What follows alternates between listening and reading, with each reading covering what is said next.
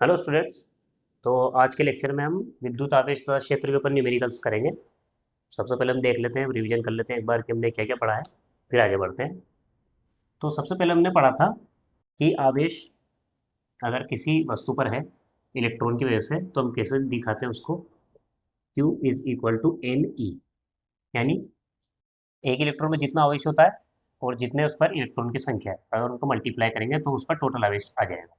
ई हमने यहाँ से देखा था 1.6 इंटू 10⁻⁻19 कूलाम, और एन होता है यहाँ पर 1 2 3 4, यानी पूरे पूरे नंबर होते हैं। ठीक है, इस तरह से इसके इलेक्ट्रॉन के मल्टीपल में आवेश होता है।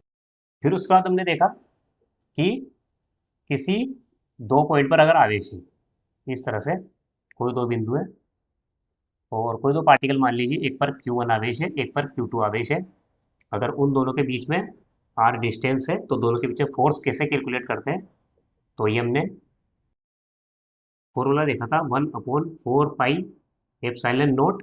अगर यहाँ एप्सिलॉन नोट की जगह हमें किसी की जैसे पराविद्युतांक दे दिया है तो इस एप्सिलॉन नोट की जगह हम लिख देंगे के एप्सिलॉन नोट, जो होता है उस अगर कोई भी मटेरियल तो उसका विद्युतशीलता होती है। तो उसको हम अगर इसके मल्टीपल में हो जाएगी, अगर हम उसको विद्युतशीलता दी जाए तो उसका अगर यह भी पराविद्युतांक दिया जाए तो पराविद्युतांक को इसके निर्वात विद्युतशीलता से गुणा कर देंगे तो उस मेटेरियल का ये विद्युतशीलता आ जाएगी। ठीक है, तो निर्वात के लिए ये आता है और किसी मेटेरियल के लिए हम एप्सिलॉन यूज करेंगे क्योंकि उसका दिया होगा। ठीक है, तो 1/4 पाई एप्सिलॉन नोट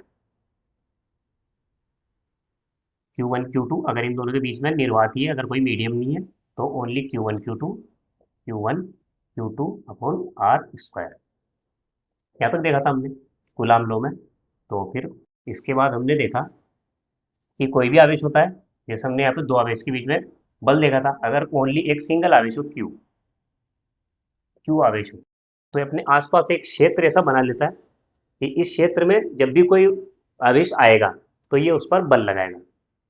तो हम ओनली ये जो विद्युत ये क्षेत्र जो होता है ये ओनली इसका जो सराउंडिंग में जो इफेक्ट रहता है, इस सराउंडिंग में ये कितना फोर्स लगाया किसी एकांक आवेश पर, तो उसका फॉर्मूला देखा था हमने कि अगर हम यहाँ पर Q2 को 1 ले लें, यानी एकांक आवेश ले लें, तो उस पर जो फोर्स लगेगा वो इसका विद्युत क्षेत्र कहेंगे हम। तो यहाँ पे एक को 1 ले लेते हैं तो उससे विद्युत क्षेत्र आएगा इस Q की वजह से 1/4 पाई एप्सिलॉन नोट Q/r²। यहाँ तक हमने देखा था। फिर हमने इसका सदिश रूप भी देखा था कि अगर हमें विद्युत आवेश को सदिश रूप में दिखाना हो अगर फोर्स को, तो हमने इसका सदिश रूप भी देखा था। जिस तरह से फोर्स में अगर जैसे तीन पार्टिकल हो, एक Q1 यहाँ पर है, एक Q2 यहाँ पर है, एक Q3 यहाँ मान लीजिए, तो किसी भी एक आवेश पर अगर हम बल निकालेंगे तो हम कैसे निकालेंगे, ये सुपर पोजिशन के प्रिंसिपल से इसकी वजह से इस पर फोर्स, तो इसका अगर हम आगे बढ़ाते हैं इसको बनाए तो ये F3 1, एफ यानी 3 पर 1 की वजह से फोर्स। ठीक है, तो ये फोर्स इस डायरेक्शन में लगेगा और 2 की वजह से इस 3 पर इस तरह से लगेगा। इसको आगे बढ़ाएंगे तो ये लगेगा F3 2। तो हमने देखा अगर इनके बीच में थीटा एंगल हो तो हमें इसका रिजल्टेंट निकालना, हमने वो भी सीखा था कि यानी इन दोनों आवेश की वजह से इस तीसरे आवेश पर जो बल होगा इन दोनों का रिजल्टेंट होगा। और वो रिजल्टेंट कैसे निकाला था हमने, अगर हमें रिजल्टेंट फोर्स निकालना हो F R निकालना हो, अगर इन दोनों के बीच में एल्फा यह थीटा एंगल हो तो हम निकालेंगे F3 1 का स्क्वायर प्लस F3 2 का square plus 2 F3 1 F3 2 cos theta का होल रूट। हमने इस तरह से निकाला था। और हमने ये फोर्स के लिए निकाला था, हमने विद्युत क्षेत्र के लिए देखा क्योंकि अगर किसी आवेश इस आवेश की वजह से इस पॉइंट पर, क्योंकि अगर यहाँ आवेश नहीं माने, ये पॉइंट एक मान लें यहाँ पर, तो इस पॉइंट पर कितना विद्युत क्षेत्र होगा, सेम सेम टू सेम ये एक्सप्रेशन आएगा, बस जहाँ जहाँ भी फोर्स है वहां पर विद्युत क्षेत्र आ जाएगा। ठीक है, तो जो फोर्स के लिए सुपरपोजिशन का प्रिंसिपल काम करता है वही विद्युत क्षेत्र के लिए करेगा, क्योंकि ये ओनली इस आवेश की वजह से अगर हम इफेक्ट देखना चाहें तो उसमें भी ये आएगा, विद्युत क्षेत्र इधर की तरफ आएगा और इसमें एक विद्युत क्षेत्र इधर आएगा, जहाँ पर एफ है वहाँ पे ई हो जाएगा और सेम टू सेम चलेगा। ठीक है स्टूडेंट, तो हमने इतना कुछ पढ़ा था इन सारे लेक्चर्स में और आज हम इन सब के ऊपर निवेल कर कहेंगे ताकि हमने जितना ही पढ़ा है ये सबका रिवीजन भी हो जाए और ये सारे जो टॉपिक है ये इनको यूज़ कैसे करना है, इनके कॉन्सेप्ट भी क्लियर हो जाए। ठीक है स्टूडेंट्स, तो हम स्टार्ट करते हैं न्यूमेरिकल से। तो पहला न्यूमेरिकल लेते हैं पहले। तो स्टूडेंट यहाँ पर एक क्वेश्चन लिया हमने। क्वेश्चन है कि दो धनात्मक आवेश Q1 और Q2 एक रेखा पर रखे हुए हैं। उस बिंदु की स्थिति ज्ञात कीजिए जहां पर परिणामी विद्युत क्षेत्र शून्य है। यानी हमें जो दो आवेश है उनके बीच में कहीं पर एक आवेश, यानी आवेश नहीं, इसमें बिंदु निकालना है। ठीक है, अगर आवेश ले जाएंगे तो वहां पर फोर्स आ जाएगा। ठीक, तो देखते हैं इसका कि हमें दिया हुआ क्या क्या है। कि आवेश एक तो है Q1 आवेश यहाँ पर है और एक Q2 आवेश यहाँ पर, मान लीजिए Q2 आवेश, ये दो आवेश है। ये दोनों मान लीजिए r डिस्टेंस पर है। ठीक है, इन दोनों के बीच में मान लेते हैं r डिस्टेंस है, r डिस्टेंस पर आवेश है। हमें ऐसा बिंदु ज्ञात करना है जहां पर विद्युत क्षेत्र शून्य है। यानी हमें ऐसा बिंदु यहाँ पे इन दोनों के बीच में मिलेगा। क्योंकि अगर यहाँ पे मान लीजिए मैं यहाँ से एक पॉइंट ले लूँ कि मान लीजिए इस पॉइंट पर, तो अगर विद्युत क्षेत्र शून्य है तो अगर मान लीजिए मैं यहाँ पे एकांक आवेश लेके आऊँ, कोई भी एक आवेश जो हमें टेस्टिंग के लिए लाना है, तो अगर विद्युत क्षेत्र शून्य होगा तो उस आवेश पर इसकी वजह से बल और इसकी वजह से बल, दोनों का वजह से जो परिणामी होगा वो शून्य आना चाहिए। तो या तो आप विद्युत आवेश की वजह से यहाँ पर फोर्स निकाल लें। ठीक है, तो अगर हमें बार बार फोर्स निकालना पड़े तो उसकी वजह से हमने ये विद्युत क्षेत्र जो टॉपिक पढ़ा था उसमें हमने देखा था कि हम अगर एकांक आवेश मान लें, यानी यहाँ पर कोई आवेश नहीं माने, ओनली एक पॉइंट मान लें, तो उसकी वजह से विद्युत क्षेत्र हमने निकालना सीखा है। कि अगर ये आवेश है, इसकी वजह से ये पॉजिटिव आवेश है, अगर हम यहाँ पर एक पॉजिटिव एकांक आवेश लाएं तो उसकी वजह से ये विद्युत क्षेत्र इस तरफ होगा इसका, क्योंकि इस आवेश की वजह से इस डायरेक्शन में होगा और इस आवेश की वजह से होगा इस डायरेक्शन में। ठीक है, तो हम एक पॉइंट लेते हैं यहाँ पर, तो दोनों का परिणामी शून्य आना चाहिए। यानी हम मान लेते हैं एक पॉइंट यहाँ पर बीच में कहीं पर है, हम यहाँ से मान रहे हैं। ठीक है, तो हम Q1 की तरफ से ले लेते हैं कि हम एक से डिस्टेंस पर एक मान लेते हैं कि पॉइंट यहाँ पर है, इस जगह पर विद्युत क्षेत्र शून्य है। तो सबसे पहले हम करेंगे कि इस Q1 की वजह से इस पॉइंट पर विद्युत क्षेत्र क्या आएगा। ठीक है, तो वो लिखेंगे कि विद्युत क्षेत्र E किसकी वजह से, Q1 की वजह से। ठीक है, तो उसको E1 नाम दे देते हैं क्योंकि Q1 की वजह से, इस आवेश Q1 की वजह से विद्युत क्षेत्र क्या आएगा, 1/4 पाई एप्सिलॉन नॉट Q1/x², जो डिस्टेंस है यहाँ से। तो विद्युत क्षेत्र की दिशा क्या होगी, इस तरफ प्लस x डायरेक्शन में। ठीक है, और अगर इस Q2 की वजह से देखें, ठीक है, तो इस Q2 की वजह से देखें तो इसकी दिशा होगी नेगेटिव डायरेक्शन में, तो इसको हम साइन लगाएंगे इस तरह से, क्योंकि ये नेगेटिव डायरेक्शन में, ये प्लस डायरेक्शन में हम पॉजिटिव ले रहे हैं और इस पॉइंट से उस वाले डायरेक्शन में लेंगे नेगेटिव, तो इसको लेंगे नेगेटिव। तो इसको ये होगा 1/4 पाई एप्सिलॉन नॉट Q2 की वजह से है विद्युत क्षेत्र, तो Q2 बाई, अब आएगी डिस्टेंस ये वाली, तो अगर टोटल ये R है तो यहाँ से यहाँ तक कितनी हो जाएगी, R-x, इस पॉइंट पे निकालना है, तो यहाँ आएगा R-x का स्क्वायर। ठीक है, तो परिणामी जीरो है, परिणामी यानी इसका सदिश योग, यानी दोनों का सम जीरो के बराबर आना चाहिए, यानी E1 plus E2 is equal to zero आना चाहिए।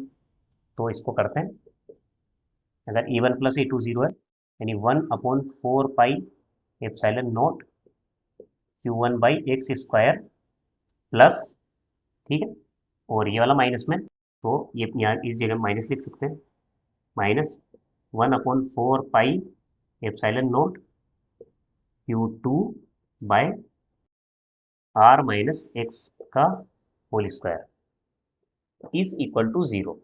तो इससे क्या होगा, ये इधर आ जाएगा, यानी दोनों विद्युत क्षेत्र बराबर होना चाहिए, ये वाली टर्म और ये वाली टर्म बराबर होनी चाहिए। ठीक है, यानी अगर ये जाएगा तो दोनों बराबर में आएगा। ठीक है, 1/4 pi epsilon naught Q1/x² is equal to 1/4 pi epsilon naught Q2/R-x²।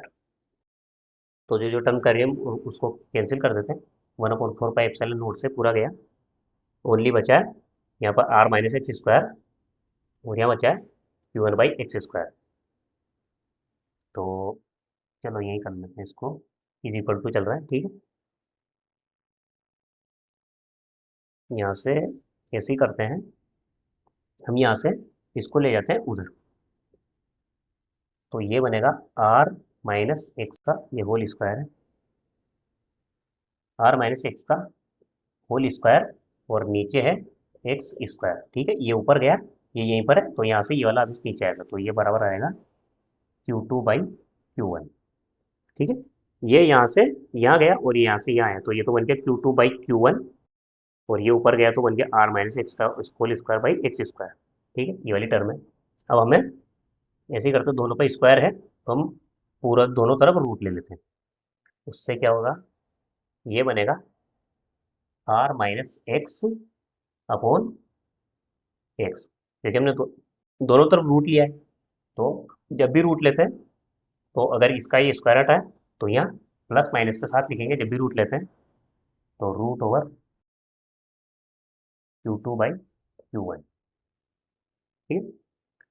Plus minus इसलिए आया क्योंकि हमें दिया हुआ कि दो धनात्मक आवेश Q1 और Q2 एक ही पर, तो हमने क्या Q1 Q2 को धन आवेश यानी प्लस ही लिया था, तो ये रूट के अंदर हमेशा पॉजिटिव वैल्यू रहती है, ठीक, तो इसलिए हमने Q2/Q1 किया, बार प्लस माइनस लगाया, यहाँ से R/X यानी R/X हो जाएगा -1 is equal two plus minus Q2/Q1, और ये 1 इधर जाएगा, तो बनेगा ये R/X इज इक्वल टू, ठीक है, ये इधर जाएगा तो ये बनेगा 1 प्लस माइनस Q2/Q1, रूट चल रहा है इस पर, यहाँ से x निकालेंगे तो ये इधर जाएगा और ये इसके नीचे जाएगा, तो यहाँ से आएगा x is equal to R/1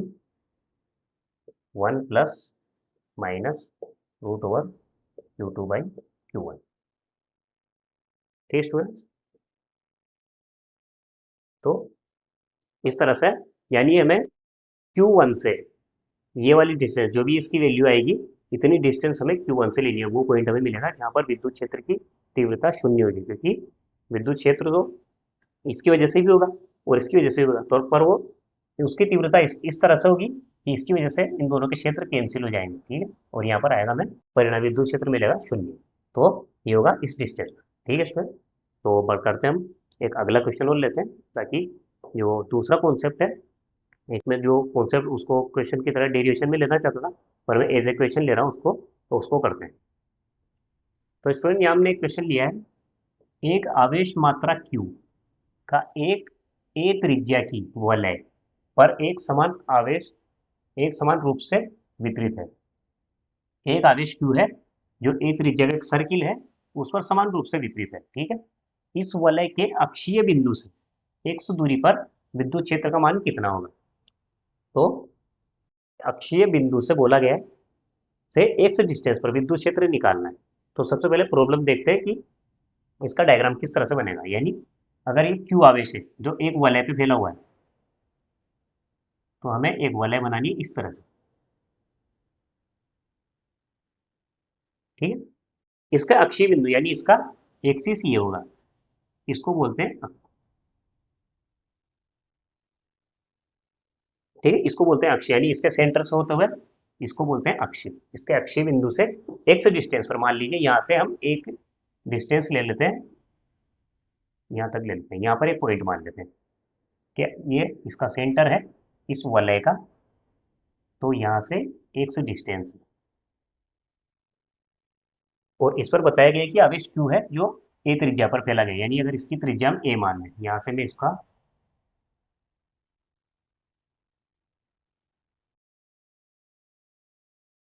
इसकी त्रिज्या ए है, ए त्रिज्या है, ये वलय है, और इस पर आवेश क्यू है, तो हम इस पर आवेश दे देते हैं इस तरह से, इस पर एक समान रूप से फैला गया, ठीक है। ये बताया मैं, ये एक समान रूप से फैल रहा है आवेश,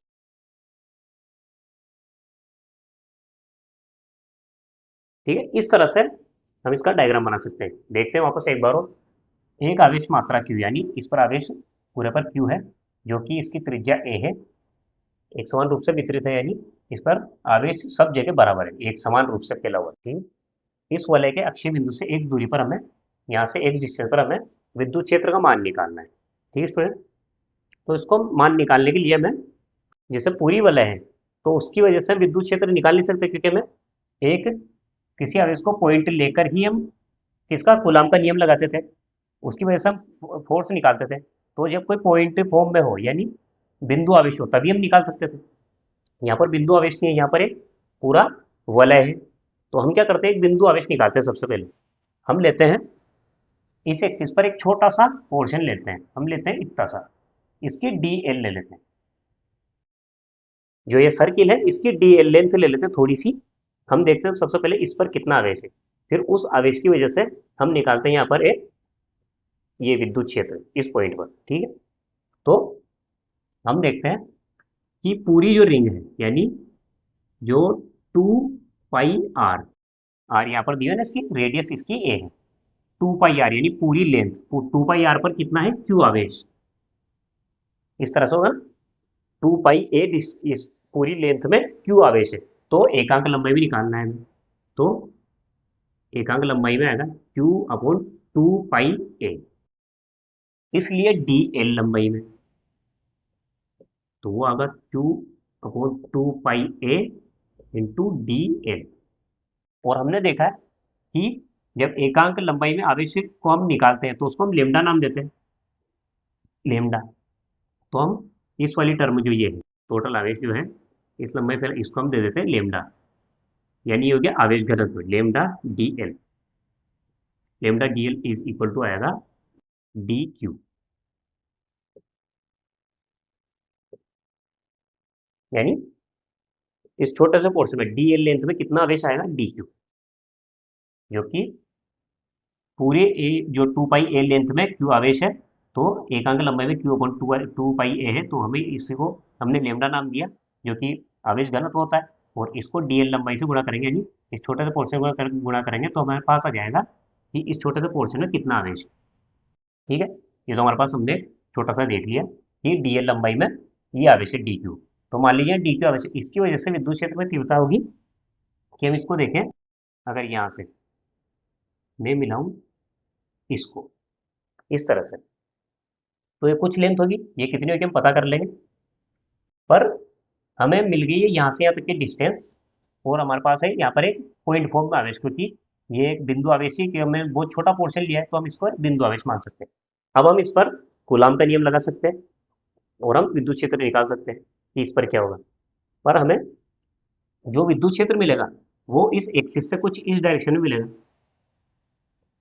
ठीक है, ये मिलेगा हमें कुछ इस डायरेक्शन, ये थोड़ा सा गलत बन गया, इसको आगे बढ़ाएंगे तो ये मिलेगा कुछ इस डायरेक्शन में, इसको फिलहाल के नाम दे देते हैं ई। ठीक, तो ये मिलेगा इस डायरेक्शन में। अब हम क्या करते हैं कि अगर यही सेम टू सेम इसके जस्ट ऑपोजिट यही डीएल होता, तो इसकी वजह से क्या होता, इसकी वजह से होता इस डायरेक्शन में, और इसको भी मैं अभी ई ही नाम दे रहा हूँ। अरे बराबर क्यों ले रहा हूँ, क्योंकि देखिए स्टूडेंट्स, कोई आवेश अगर मान लीजिए क्यू है और यहाँ से आर डिस्टेंस है, तो यहाँ पर अगर आर डिस्टेंस है यहाँ पर, तो यहाँ पर जो फोर्स लगेगा या फिर विद्युत क्षेत्र की तीव्रता होगी वो मान लीजिए ई होगी। तो विद्युत क्षेत्र की जो तीव्रता होती है वो किस पर डिपेंड करती है, अगर ई अपॉन इसको लिखोगे 4 pi epsilon naught q upon r square, तो किस पर डिपेंड करती है, देखिए ये तो हो गया कांस्टेंट। तो या तो आवेश चेंज हो या डिस्टेंस चेंज हो तभी विद्युत क्षेत्र की तीव्रता चेंज होगी। यहाँ पर क्या हो रहा है कि मैंने डीएल लंबाई सेम लेंथ ली, तो ना तो आवेश चेंज हो रहा है और डिस्टेंस देखिए ये दोनों आमने सामने, यानी ये डायमीटर पे है और ये यहाँ से अगर ये लेंथ एक से डिस्टेंस पर एक ही पॉइंट है सेम, तो ये वाली डिस्टेंस और ये वाली डिस्टेंस सेम होगी, क्योंकि एक ही है, सिमेट्री बन रही है। तो ये दोनों आवेश को मैं इसलिए ई लिख सकता हूँ, इसको ई1 ई2 लेने का जरूरत नहीं है, क्योंकि ये बराबर है। क्योंकि आवेश ये जो विद्युत क्षेत्र होता है ओनली या तो आवेश पर डिपेंड करता है या फिर डिस्टेंस पर, क्योंकि आवेश भी बराबर है, क्योंकि लेंथ मैंने सेम ली है और डिस्टेंस भी सेम है, तो ये विद्युत क्षेत्र दोनों बराबर है। ठीक है। अब ये बता, ये इससे हमें क्या फायदा मिलता है, अगर इस तरह से हम दो एक साथ लें तो उससे क्या होगा, हम एक इफेक्ट देखने को मिलता है कि दोनों ई बराबर है, तो इसकी वजह से रिजल्टेंट किस तरफ आएगा, ई रिजल्टेंट इस तरफ आएगा। एक तो इस तरफ आएगा इस वाले का, एक पोर्शन अगर मैं इधर ले लूँ, चलो इसको करते हैं कि अगर मैं इस ई को एक तरह से इसका ले लें, या मान लीजिए थीटा एंगल मान लेता हूँ, तो इसकी वजह से आएगा ई कोस थीटा, ठीक है, इस वाले का। और इस वाले की वजह से भी ई कोस थीटा इस तरफ आएगा। पर इस तरफ क्या होगा अगर मैं इसका, क्योंकि इस फोर्स को एक तो इस तरफ और इस तरफ दोनों तरफ इसको सेपरेट करना होगा, और इस वाले का भी एक तो इस डायरेक्शन में और इस डायरेक्शन में एक कंपोनेंट बनेगा, ठीक है। तो वो होगा, ये तो ई कोस थीटा दोनों इधर तब हो, इधर होगा, इसका भी होगा ई कोस थीटा, और इसका होगा इस तरफ ई साइन थीटा, और इस वाले का होगा ई साइन थीटा। तो देखिए ये जो इस वाली लाइन में जो इसके जो इस वाली वाला है, इसके जो समानांतर हो गए ऐसे, तो वो तो हो जाएंगे कैंसिल, और जो इसके एक्सिस पर होंगे वो ऐड होते जाएंगे। तो इससे क्या होगा, अगर मैं छोटे छोटे पोर्शन बहुत सारे, तो वो सारे जितने भी होंगे वो ऐड इस डायरेक्शन में होंगे। तो मुझे क्या करना है, इसके जो ये कंपोनेंट है इसका, मुझे इस डायरेक्शन में इससे कोई मतलब नहीं, क्योंकि ये सारे कैंसिल होकर तो जीरो हो जाएंगे, क्योंकि सेम है, ये बराबर है। तो हम क्या करेंगे, इस वाले से ओनली इसका इस डायरेक्शन में ही हम इसका घटिक घटक निकालेंगे, जो ई कोस थीटा होता है हम ओनली ई कोस थीटा लेकर काम करेंगे, ठीक है।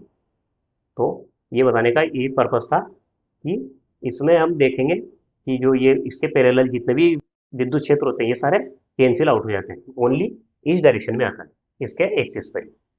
तो वो कैसे निकालेंगे, अगर हमें इस डायरेक्शन में निकालना हो तो हमें पहले ई पता होना चाहिए, ई कैसे निकालते हैं। अगर हमें ई निकालना हो तो 1/4 पाई एप्सिलॉन नोट, तो पहले क्यू आता है, ये हमने छोटी सी लंबाई ली, यहाँ पे क्या आएगा डी क्यू, डी क्यू जो छोटा सा हमने पोर्शन लिया है, ठीक। तो डी क्यू आ गया, डी क्यू बाई, अब हमें निकालना ये वाली डिस्टेंस, अब ये वाली डिस्टेंस कैसे निकलेगी, यहाँ देखिए एक ट्राइंगल बन रहा है, एक तो ये वाला, यहाँ पर है ये ए है और ये है एक्स, तो ये कितना हो जाएगा, अरे ये 90 डिग्री, ठीक है।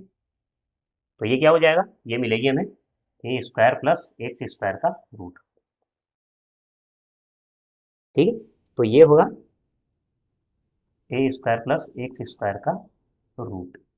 ये हम यहाँ से निकाल सकते हैं कि एस एक्स पता है कितनी डिस्टेंस पर हमें निकाल रहे हैं, और इसकी त्रिज्या भी हमें पता है कि ए है, तो इन दोनों से इसका स्क्वायर प्लस स्क्वायर बराबर, तो ये यहाँ से हम लिख सकते हैं इसको ए स्क्वायर प्लस एक्स स्क्वायर का जो रूट है, तो ये तो आ गई ये वाली डिस्टेंस आर, ठीक है, इसका होल स्क्वायर आता है, इस तरह से करते हैं 1/4 pi epsilon naught q by r square, तो ये आर होगी यहाँ से डिस्टेंस, क्योंकि डिस्टेंस है इस वाले यहाँ की, तो उसका स्क्वायर, तो उससे क्या होगा ये वाला हट जाएगा, तो इसको हम लिख सकते हैं 1/4 pi epsilon naught D q by a square plus x square, only इतना विद्युत क्षेत्र आएगा, ये आएगा यहाँ पर। हमें लिखना है इसका कोस घटक लेना है, ठीक है, क्योंकि अगर मान लीजिए कि यहाँ से थीटा है, हम थोड़ी देर के लिए मानते हैं कि ये एंगल यहाँ से थीटा है, ये थीटा मान लीजिए, तो ये आएगा इसका कोस घटक लेना है, तो ये तो ओनली हो गया ई,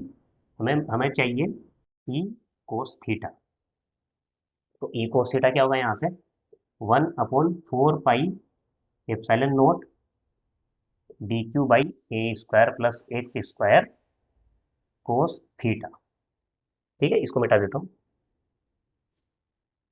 अब देखिए हमें जो ई कोस थीटा निकला है वो क्या निकला है, ये तो हो गया ई और ये कोस थीटा।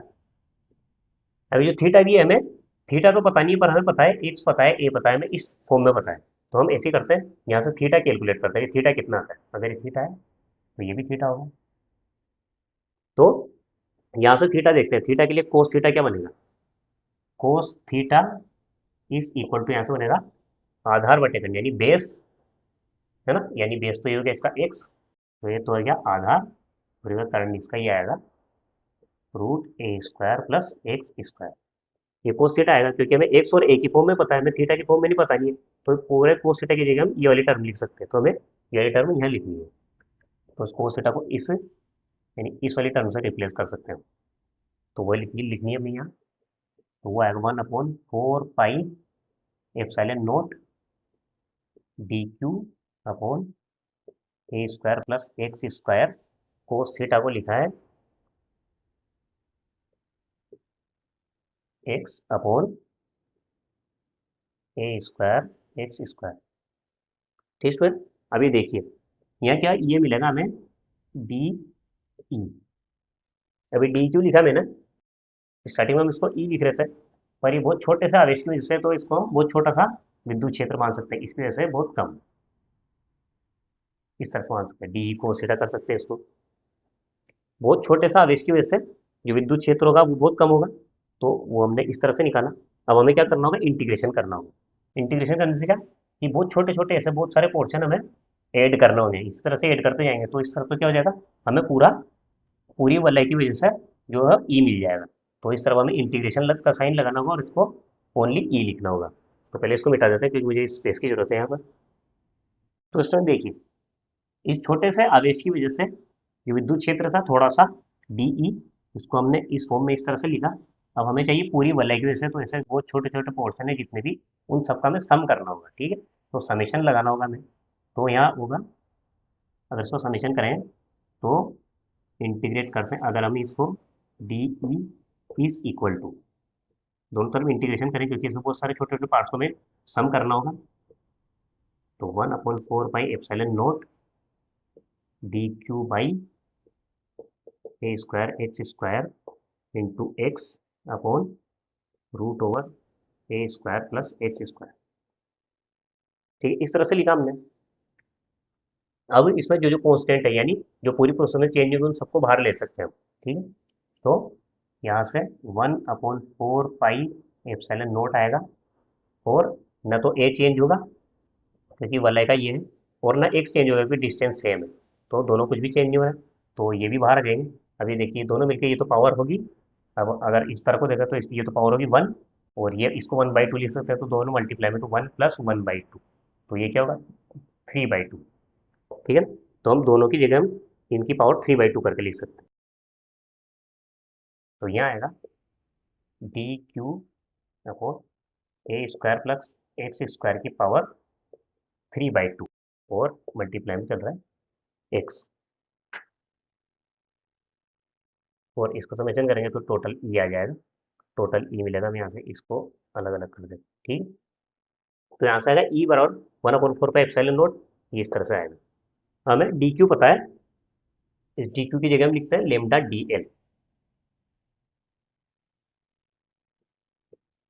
एप्सिलॉन नॉट अगर लेमडा डी एल लिखे, ए स्क्वायर प्लस एक्स स्क्वायर की पावर 3/2, मल्टीप्लाई में चल रहा है एक्स, और ये समेशन चल रहा है।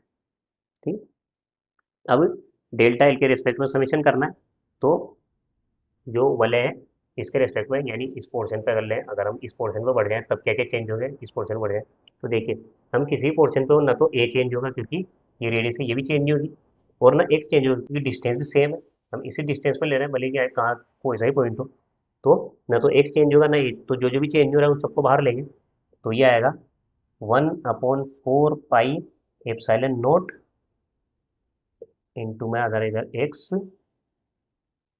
ए स्क्वायर प्लस एक्स स्क्वायर की पावर 3/2, अंदर ओनली हो जाएगा डी एल, क्योंकि हम इसी इंटीग्रेशन करें तो अगर हमें पूरी वैल्यू के छोटे छोटे पोर्शन को जोड़ दो तो हमें क्या मिलेगा, पूरे इसकी लंबाई मिलेगी। तो ये लंबाई क्या होगी 1/4 पाई एप्सिलॉन नॉट एक्स, यहाँ पे लेमडा भी था, ये लेमडा बाहर आया, ये लेमडा यहाँ लिखना है। ठीक है,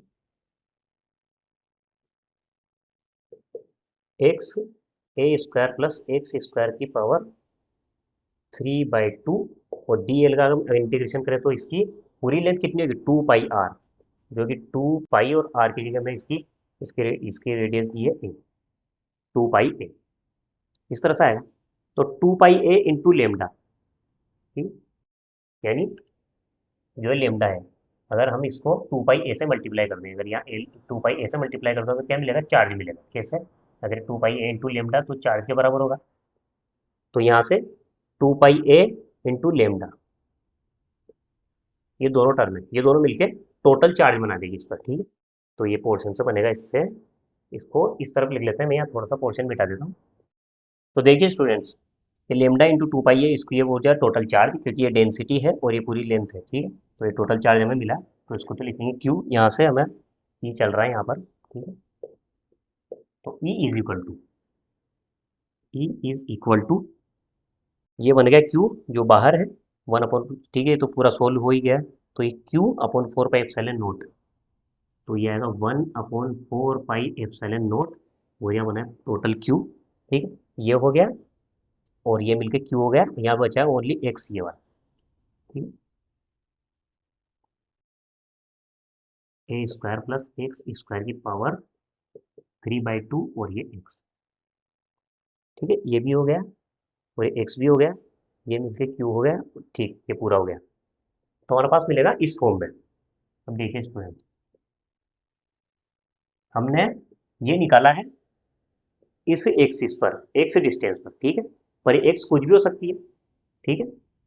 अगर इस एक्स को हम वेरी करते जाए, यानी इसको एक को ही अगर हम कभी यहाँ लाएं फिर यहाँ लाएं इस सेंटर में ले जाएं, तो हमारे पास ई की अलग अलग वैल्यू मिलेगी। तो हम रख के देखते हैं। ये तो हमारे पास जनरल एक्सप्रेशन हो गया कि किसी भी पॉइंट पर हो उसके लिए हम ये विद्युत क्षेत्र इस तरह इस एक्सप्रेशन से निकाल सकते हैं। पर एक्स की जगह हम सबसे पहले रखते हैं जीरो, क्योंकि हम यहाँ से डिस्टेंस ले रहे हैं। तो अगर हम इस पॉइंट को यहाँ तक ले आए यानी सेंटर में, इस वलय के सेंटर में कितना होगा, तो हम सबसे पहले अगर एक्स की जगह जीरो रखें तब क्या होगा, तो देखें x is equal to zero पर, ये फर्स्ट कंडीशन है केस वन। अगर हमें इस तरह से, अगर हमें दे दी जाए कि कोई राउंड वायर है, उस पर आवेश है, उसकी वजह से सेंटर पर कितना विद्युत क्षेत्र होगा, अगर हमें वो निकालना हो तो हम इस तरह से निकाल सकते हैं। तो ई इज इक्वल टू आएगा 1/4 पाई एप्सिलॉन नोट, अगर ये जीरो होगा, ठीक है, तो ये हम जीरो रख रहे हैं, तो ये पूरा हो जाएगा जीरो से। तो ई इस वजह से आएगा इसमें e is equal to zero, यानी सेंटर में, उसके सेंटर में हमेशा ये जीरो होगा, क्योंकि ये जीरो हो गया तो पूरा जीरो हो गया ये पूरी टर्म। तो इस वजह से ये आएगा हमारे पास विद्युत क्षेत्र जीरो आएगा। और इसी तरह दूसरे केस में देखें, अगर मान लीजिए ये बिल्कुल सेंटर में कुछ थोड़ा सा पास हो, ठीक है, यानी ये बहुत छोटा तो हो लेकिन जीरो नहीं हो, यानी इसके सेंटर में नहीं है, सेंटर से कुछ थोड़ा सा डिस्टेंस में, मान लीजिए कि ए के रेस्पेक्ट में ये एक्स बहुत छोटा है, तब क्या मान सकते हैं हम, अगर ए बहुत बहुत बड़ा है एक्स से, उस कंडीशन में क्या होगा कि जो एक्स स्क्वायर है, एक्स स्क्वायर होगा वो लगभग बराबर, यानी इसको हम इग्नोर कर सकते हैं। अगर जो एक्स स्क्वायर होगा, एक्स स्क्वायर को नेग्लिजिबल मान सकते हैं, क्योंकि ए के रेस्पेक्ट में बहुत छोटा है। तो किसी बहुत बड़ी राशि में अगर बहुत छोटी सी राशि जोड़ें तो हम, अगर इसको नहीं भी जोड़ें तो ये लगभग उसके बराबर आएगी, ठीक है। तो हम इसको क्या कर सकते हैं, ये ए स्क्वायर है, ओनली ये एक्स स्क्वायर है, जो ये हट जाएगा यहाँ से। इसकी वजह से क्या होगा, क्योंकि ये ए के कंपेरिजन में बहुत छोटा है तो इसमें जोड़ने का कोई मतलब नहीं, क्योंकि इसके रेस्पेक्ट में बहुत बड़ी चीज़ है, तो इसको ओनली ए स्क्वायर लिख सकते हैं। 1/4 pi epsilon naught Q X upon ए स्क्वायर की पावर 3/2, ठीक है। ओनली ये वाला एक्सप्रेशन बन जाएगा। अगर एक छोटा है तो इसकी सिंगल पावर तो हम इसको नेगलेक्ट नहीं कर सकते, क्योंकि इसको अगर बहुत छोटा मानेंगे तो ये जीरो हो जाएगा। हम इसके स्क्वायर को बहुत छोटा मान रहे हैं, क्योंकि बहुत छोटी यानी 0.01 का अगर हम स्क्वायर करेंगे तो आएगा 0.0001। ये जब इसका स्क्वायर करते हैं और छोटा हो जाता है, इसलिए हम इसके ओनली स्क्वायर को नेग्लिजिबल मान रहे हैं, ठीक है। तो उससे हमें ये वाला एक्सप्रेशन मिलता है। इससे क्या होगा कि ये जो अंडर रूट है इससे हट जाएगा, ओनली ए क्यूब हो जाएगा, ठीक है। तो 1/4 pi epsilon naught Q upon A cube X, इस तरह से ये वाला एक्सप्रेशन इस तरह से भी दे सकते हैं हम, अगर ये बहुत निकट हो इसके पास में हो, या फिर अगर सेंटर में नहीं हो, सेंटर में होगा तो जीरो हो ही जाएगा। तो अगर सेंटर में बहुत थोड़ा सा पास हो तो हम इस वाले एक्सप्रेशन से डायरेक्ट लिख सकते हैं इसको। उस स्थिति में हम जो ये जो पूर्व में बहुत बड़ी टर्म बन रही है इसको हम सिंपल इस तरह से लिख सकते हैं, क्यू अपॉन ये seven 1/4 pi epsilon q upon r square आता है, इसमें आर की जगह ए क्यू आएगा, और ये प्रोपोर्शनल होगा, जितनी इतनी डिस्टेंस बढ़ती जाएगी वैसे वैसे ये बढ़ता जाएगा, ठीक है स्टूडेंट। तो ये वाला क्वेश्चन हमने इसलिए लिया था ताकि आपने जो एक छोटी सी टर्म देखी थी जिसमें हम आवेश का घनत्व देखते हैं, उसको हम किस तरह से समाकलन में ऐसे यूज में ले सकते हैं, जो हमने लेमडा इंटू डी एल करा था, इस तरह से हम इसको ऐसे यूज में ले सकते हैं, ठीक है स्टूडेंट। जो हमने फोटो भी पढ़ा था उसका क्या महत्व है वो इस क्वेश्चन से समझना, ठीक स्टूडेंट। तो एक क्वेश्चन और लेते हैं, फिर उसके बाद हम ये जो टॉपिक होगा लगभग हम आधे पहुंच चुके हैं इसमें। इसके बाद जो भी आपके इस टॉपिक में आगे आएगा वो बिल्कुल अलग कॉन्सेप्ट से हम उसका विद्युत क्षेत्र निकालेंगे, जो कि अलग अलग हम जो जटिल संरचना होती है थोड़ी सी, उससे ये तो बिंदु आवेश से होता है। अगर आवेश किसी वस्तु पर हो, किसी शेप पर, तो उसकी वजह से किस तरह से होता है वो हम आगे सीखेंगे। तो एक क्वेश्चन और लेते हैं। ठीक है स्टूडेंट। तो स्टूडेंट हमने क्वेश्चन लिया है, इसमें दिया हुआ है कि दो मुक्त आवेश पॉजिटिव 4e तथा पॉजिटिव ई परस्पर ए दूरी पर है। ये ए है, परस्पर ए दूरी पर है। इनके बीच तीसरा आवेश क्यू कहाँ रखें कि संपूर्ण निकाय संतुलन में रहे। क्यू का मान तथा प्रकृति निकालनी, यानी क्यू कितना होना चाहिए और उसकी प्रकृति क्या होनी चाहिए। तो हमें पूरा निकाय, ये इसमें दिया ये वाला वर्ड नहीं है, संपूर्ण निकाय। ठीक। तो पहले जो जो मैं दिया हुआ उसको एक बार डायग्राम बनाते हैं। कि मान लीजिए यहाँ पर है +4e और इससे ए डिस्टेंस पर है +e। ये दो आवेश हैं जो ए डिस्टेंस पर है, इनके बीच में हम डिस्टेंस बना लेते हैं। इनके बीच में ए डिस्टेंस, ये ए डिस्टेंस पर दो आवेश है। हमें क्यू इन दोनों के बीच में ऐसे रखना है कि पूरा निकाय संतुलन में रहे। नहीं, यानी कि अगर हम क्यू को यहाँ रखें, मान लीजिए मैंने रख दिया यहाँ, क्यू को मैं यहाँ रख देता हूँ, तो क्या हो कि क्यू पर भी रिजल्टेंट फोर्स जीरो हो, यानी इसकी वजह से जो फोर्स क्यू पर लगे और इसकी वजह से जो फोर्स लगे वो दोनों कैंसिल हो जाए, तो ये संतुलन में रहेगा। और पूरे निकाय अगर वर्ड बोला जाए तो इसका मतलब ये है कि अगर आप इस पर भी देखें फोर्स, तो इस पर किसकी वजह से लगेगा, इस ई की वजह से इस पर लगेगा, और इस क्यू की वजह से इस पर लगेगा, तो वो भी रिजल्टेंट जीरो आना चाहिए। और इस वाले ई पर देखें तो ई पर इसकी वजह से जो फोर्स लगेगा और इसकी वजह से फोर्स लगेगा वो दोनों बराबर होना चाहिए। यानी तीनों तीनों जो पॉइंट है इन पर फोर्स हमेशा रिजल्टेंट जीरो आना चाहिए, तब निकाय संतुलन में रहेगा। तो उसके लिए हम क्या करेंगे, सबसे पहले बता देते हैं कि मान लीजिए मैं क्यू को रखता हूँ। ठीक है, अभी मुझे इसकी प्रकृति याद नहीं है क्या, ये पॉजिटिव है क्या नेगेटिव। तो मैं मान लेता हूँ कि ये एक्स डिस्टेंस पर है। अब देखिए, अगर मैं इसको पॉजिटिव ले लेता हूँ तो क्या होगा, इसकी वजह से लगेगा प्रतिकर्षण बल इधर।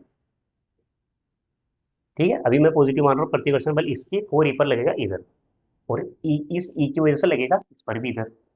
तो दोनों फोर्स जब एक ही डायरेक्शन में, तो रिजल्टेंट जीरो कभी भी नहीं आएगा, यानी ये कभी भी संतुलन में नहीं हो सकता। तो हम क्या करते हैं कि इसकी प्रकृति चेंज करते हैं, हम लेते हैं इसको नेगेटिव, फिर देखते हैं इस ई पर क्या होगा। ठीक है, अब मैं नेगेटिव लेके देखता हूँ, तो इसकी वजह से आकर्षण बल लगेगा इधर, और इस ई की वजह से इस पर लगेगा इधर। तो दोनों फोर्स ऑपोजिट है, तो ये संतुलन में आ सकता है। ठीक है, यानी हमने ये तो पता कर लिया कि इसकी प्रकृति क्या होगी, ये नेगेटिव होगा, ये ऋणात्मक आवेशित होगा। तो अगर इस पर भी देखें तो इसकी वजह से इस पर फोर्स लगेगा इधर, और इस पर लगेगा प्रतिकर्षण बल इधर, तो ये दोनों अपोजिट है, तब भी ये वाला भी संतुलन में आ जाएगा। ठीक है, तो हमें प्रकृति तो मालूम पड़ गई इसकी कि प्रकृति ओनली नेगेटिव लेने से ही पूरा निकाय संतुलन में आएगा, क्योंकि हमने पॉजिटिव लेके देखा, दोनों फोर्स एक ही डायरेक्शन में थे, तो ये वाला संतुलन में आ नहीं सकता। तो हमने नेगेटिव लेके देखा, तो हमें प्रकृति मालूम पड़ गई इसकी कि ये नेगेटिव है। अब हमें पता करना है कि इसका मान कितना होगा, इसका मान क्या होगा, और ये कितने डिस्टेंस पर रखना होगा ये भी पता करना होगा। तो इसके लिए देखते हैं, सबसे पहले हम संतुलन करते हैं इस 4e का, यानी हम यहाँ पर देखते हैं इसको संतुलन करने के लिए क्या होगा, इसकी वजह से इस पर फोर्स निकालेंगे और इसकी वजह से इस पर फोर्स निकालेंगे। तो हम करते हैं 4e के संतुलन के लिए, इस 4e के संतुलन के लिए मैं लिख रहा हूँ कि इसकी वजह से इस पर फोर्स है ना, और इसकी वजह से इस पर फोर्स, दोनों रखें बराबर, तभी जाके होगा ये संतुलन में। तो ये बराबर, दोनों फोर्स बराबर होंगे तभी, क्योंकि ऑपोजिट है। ये वाला इसको कर रहा है इधर अट्रैक्ट, और ये वाला इसको कर रहा है इधर प्रतिकर्ष। तो ये दोनों फोर्स जब बराबर होंगे तभी ये संतुलन में होगा। तो सबसे पहले हम इस माइनस क्यू की वजह से इस पर फोर्स निकालते हैं, जो कि होगा F1 is equal to 1/4 pi epsilon naught Q1, यानी 4e इंटू Q2, यानी ये Q 4e इंटू क्यू, यानी Q1 into Q2 upon x square, इनके बीच की डिस्टेंस ये होगी। और इस पर फोर्स इसी पर 4e पर, इसकी वजह से इस वाले ई की वजह से फोर्स क्या आएगा, 1/4 पाई एप्सिलॉन नॉट 4e यानी Q1 इंटू Q2। एक बार फिर ये आएगा अपॉन इसके बीच की डिस्टेंस यानी ये है 8। अभी इन दोनों को बराबर रखेंगे क्योंकि दोनों फोर्स बराबर होनी चाहिए इनके संतुलन के लिए। तो इन दोनों फोर्स को बराबर रखते हैं। F1 is equal to F2 करते हैं तो यहाँ से आएगा 1/4 pi epsilon naught 4e into q upon x square is equal to 1/4 pi epsilon naught 4a into e upon A square आएगा ए स्क्वायर। तो यहाँ से 1/4 पाई एप्सिलॉन नॉट से ये गया, इस 4 ई से ये वाला 4 ही कट जाएगा। यहाँ से बचेगा q upon x square is equal to e upon A square. ठीक है, हमें भी q भी बतानी है, ये q का मान कितना होगा और हमें डिस्टेंस भी बतानी है। तो यहाँ से इस समीकरण को एक दे दें क्योंकि ये सोल्व होगी नहीं आज इसके आगे। तो इसको समीकरण एक नाम दे दिया कि हमें एक एक्सप्रेशन ये मिल गया किस पर, इसको संतुलन में करने से। ठीक है, एक इक्वेशन और मिल सकती है अगर हम इसको संतुलित कर दें। ठीक है, अब इसके संतुलन के लिए देखते हैं क्या आएगा। इसके संतुलन के लिए इसकी वजह से इस पर फोर्स आएगा, इस इक्वल टू इसी पर इसकी वजह से फोर्स। तो सबसे पहले इसको लिखते हैं जो 4 की वजह से हम संतुलन करना है Q के संतुलन के लिए, Q के संतुलन के लिए इस पर आएगा 1/4 pi epsilon naught 4e into q यानी इस पर फोर्स इसकी वजह से यानी Q1 into Q2 upon x square is equal to किसके बराबर होना होगा, इस पर फोर्स इसकी वजह से 1/4 pi epsilon naught Q into E यानी Q1 into Q2 upon distance. Distance है इनके बीच में, अगर ये टोटल a है और ये x है तो इसको लिख सकते हैं a माइनस एक्स। तो इसके बीच की डिस्टेंस आएगी a माइनस एक्स का होल स्क्वायर। ठीक है, ये क्यू के संतुलन के लिए करा। ये जो इक्वेशन मिली थी वो 4e के संतुलन से मिली थी। तो यहाँ से ये 4 पाई एप्सिलॉन नॉट से ये कट जाएगा, इस 4e में से ये वाला ये निकल जाएगा और यहाँ से क्यू से ये क्यू कटा, यहाँ से बचेगा only 1/x² is equal to 1/a minus x का स्क्वायर। ठीक है, इसको फ्लिप कर देते हैं तो ये आएगा ए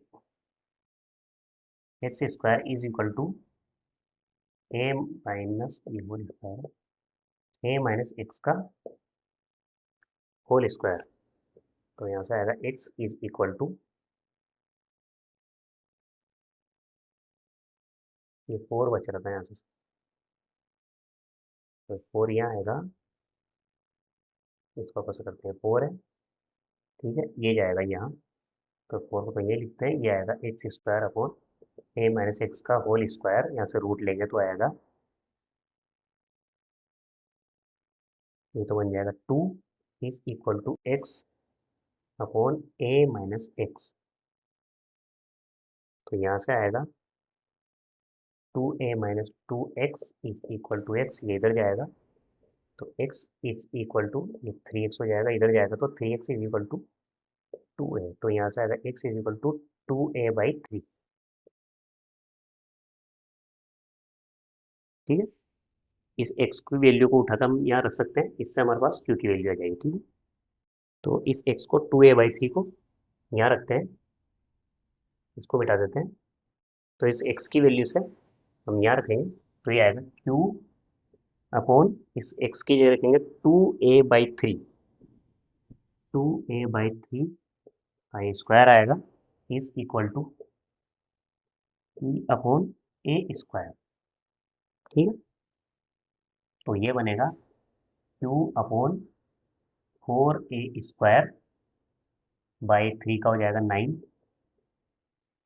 इज इक्वल टू चल रहा है ई अपॉन ए स्क्वायर। तो यहाँ से ए स्क्वायर से ए स्क्वायर जाएगा, ये 9 तो ऊपर आ जाएगा तो ये बन जाएगा 9q इज इक्वल टू ये 4 इधर आएगा तो q is equal to 4e/9 यानी q की वैल्यू होगी 4e/9 और ये डिस्टेंस होगा 2a/3 डिस्टेंस। तो स्टूडेंट्स हमने देखा कि इस आवेश को हमें 2a/3 यानी 2a/3 डिस्टेंस पर रखना होगा यहाँ से, क्योंकि हमें ये वैल्यू मिली है यहाँ से, एक्स की वैल्यू 2a/3, यानी इस 4e से 2a/3 डिस्टेंस पर चार्ज लेना होगा हमें 4e/9। इतना चार्ज इसको होना चाहिए, तब जाके ये पूरा निकाय संतुलन में जाएगा। जैसे कि हमने इस पर फोर्स निकाला, उसको बैलेंस किया, इसकी वजह से और इसकी वजह से, दोनों की वजह से जो फोर्स इस पर आएगा उसको बैलेंस किया, बराबर किया जीरो के, और इस पर फोर्स इन दोनों की वजह से वो भी बराबर किया, तब जाके ये पूरा निकाय संतुलन में। इससे हमें क्या, दो इक्वेशन मिलती गई।